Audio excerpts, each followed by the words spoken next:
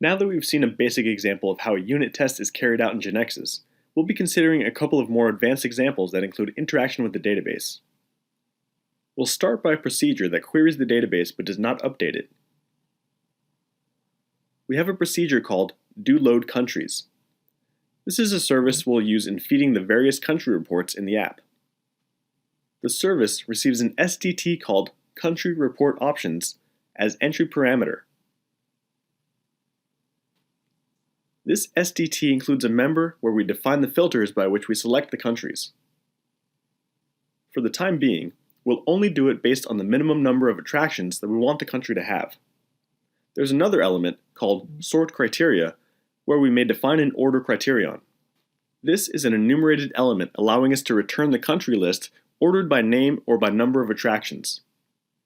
The service then receives a filtering criterion and an order criterion and returns a variable called SDT Country Collection, where the collection of countries that fulfill the filter specified is located, and it's ordered by the filter selected.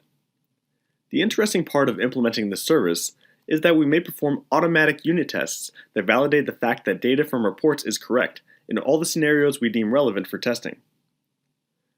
Then we program the reports using this service as our data source instead of accessing the database directly. At the time of testing, this provides us with confidence as to the accuracy of the data reported thanks to the unit test we did previously. And all we need to do is verify that the report format is correct. This example shows a greater complexity than what we find in the discount procedure, because the input and output parameters are SDTs instead of simple data. Therefore, the load of test cases will imply a little more work, and also, because in this case we'll be accessing the database. So, at the time of deciding which values to test, we must know the database that we're testing. Let's now create the unit test, and then we'll continue considering these concepts as we move on. Something important to point out is that objects created for the unit test are nested under the object to be tested, and they're not generated when we do a build all of the KB. They're generated only when necessary to execute automatic tests. The fact that they're nested under the procedure simply means that, if we delete the procedure, the associated tests will also be deleted. Objects are not synchronized in the sense that, if we modify the input or the output parameters of the procedure doLoadCountries, we'll have to update tests manually as well. And in fact, we'll have to think of the impact of the changes in the input and output parameters in our test cases. And in relation to test cases, in order to execute our unit test, the first thing to do is define the test cases, or at least one test case with which we'll try. We'll see the data provider generated automatically, and we know that it's somewhat different than the one in the discount case, where all input and output parameters were simple. In this case, with SDTs, the data provider automatically generates a structure that we must complete. To do that, we may take and drag the SDTs so as to bring the SDT structure to the data provider as we always do. Or, in this case, because it's simple, we have the option of writing them.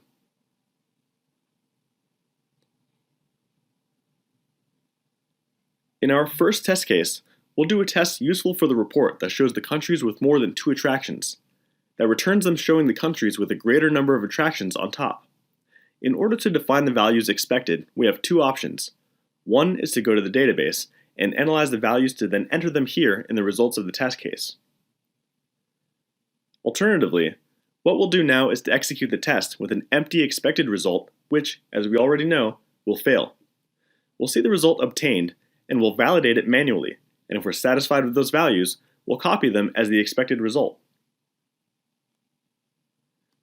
The interesting thing here is that we can take a photo of the procedure's result with certain input values, and if the procedure is modified in the future, we'll have an easy way to know if nothing was broken. That is, if the same output or the same report data is generated for the same input data. Make sure you're aware that it's very important to know the database on which we're testing, and also to have a stable database to execute the tests, so as to avoid having tests that fail due to changes in the database. As expected, the test fails. Now we don't see the value expected and the value obtained in the test results screen because the result of our procedure is an SDT, handled here as a JSON in order to compare it as a string. To view it in detail, we have the option of expanding the result and seeing it in a text comparer. In our case, we see that the result obtained is that France and China are the countries with 2 or more attractions. The value expected is blank because we didn't define it. If we verify that these are the correct values, we may now set this information as the expected result in our data provider. Here, we can copy and paste the info to the data provider, though the result format is a JSON, so we'll have to change its structure to the correct one in our data provider.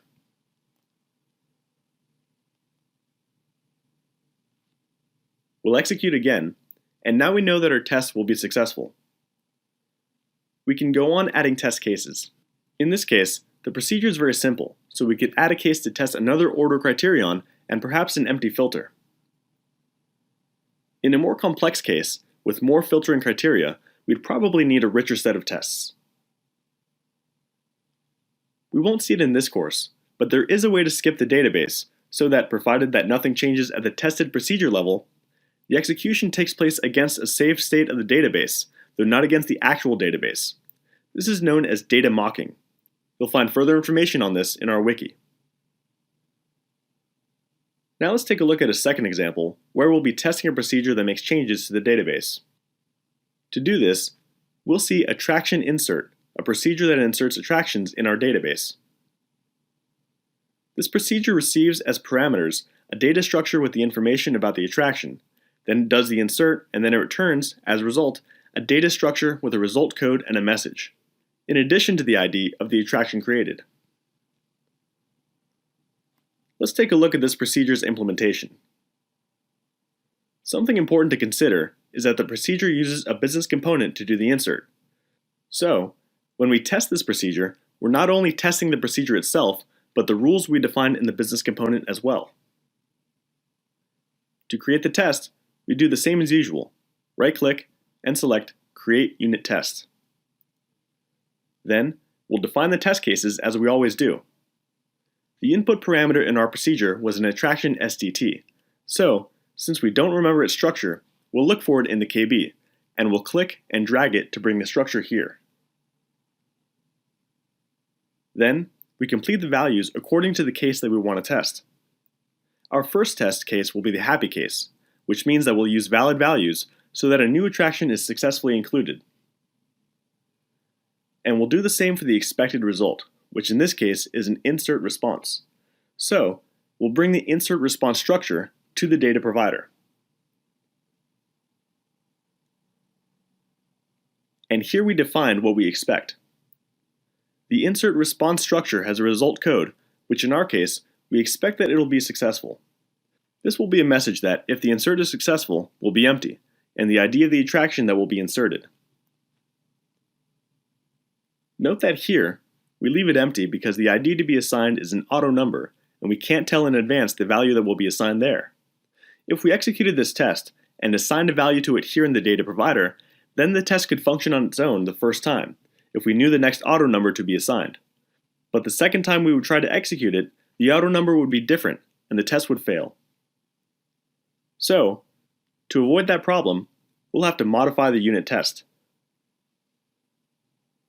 In that sense, what we'll do is, after invoking the attraction insert procedure and obtaining a reply, we'll modify our expected value with the value actually obtained. This will ensure that the values will always be the same. That is, the value expected and the value obtained of the ID will always originate in the same place. Therefore, the assert of only that element will be a pass. But we're interested in the rest, which is the result code and the message. Now we'll execute our test. And while that takes place, we must take note that the only thing we're validating in this test, the only thing on which we're doing assert, is the result code and the message returned by the procedure. But we're not actually validating that the information is duly recorded in the database. To do that, we must modify our unit test in order to add an assert that is verifying the data expected. Now we can execute our test again. And we know that we'll be validating the data in the base. Note that our test failed.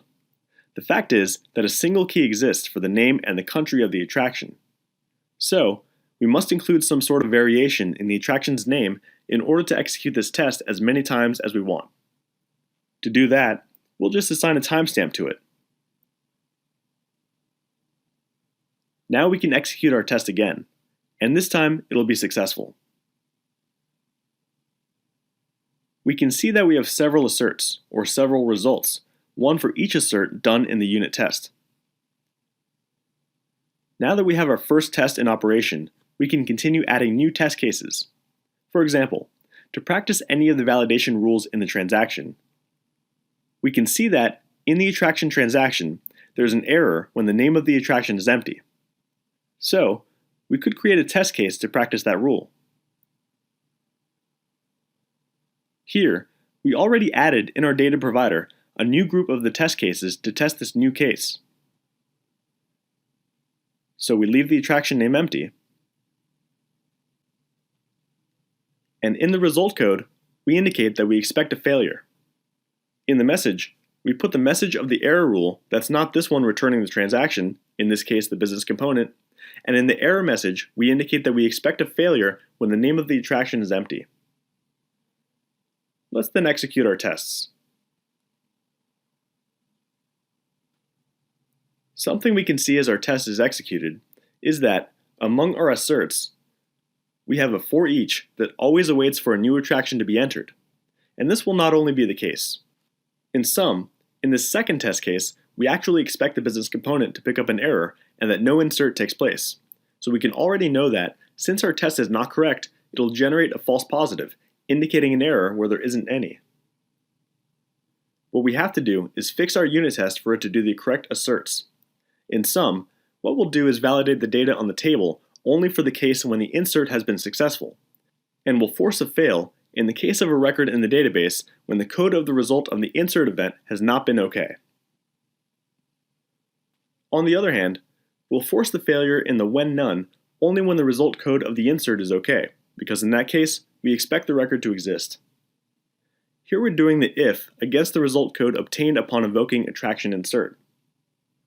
However, it would have been the same to do it with the expected result code, since we previously did an assert validating that they were the same. If they were not, our test would have failed there. So far, we've seen a couple of examples on tests for procedures that interact with the database, and we also saw the process that would aid us in creating and perfecting our tests. This is useful to us as we develop, for validating the functionality we implement.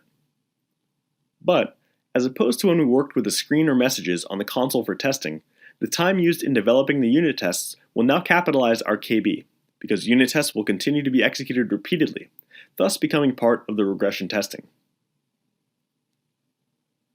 Tests can be uploaded to the Genexus server, and they may be executed in different environments, to the extent that we have a known database, or if we use mocking.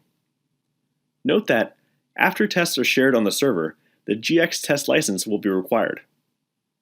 For further information on licensing, check our wiki. What's interesting in sharing tests and keeping them on the server is that we can automate their execution as part of the continued integration process in Jenkins. So, we can avoid publishing a version when errors are encountered, and for quickly alerting the team in that respect, so that the problem can be promptly solved with lower costs as well. In our wiki, you can find further information on continued integration, and on how to integrate unit tests in Jenkins.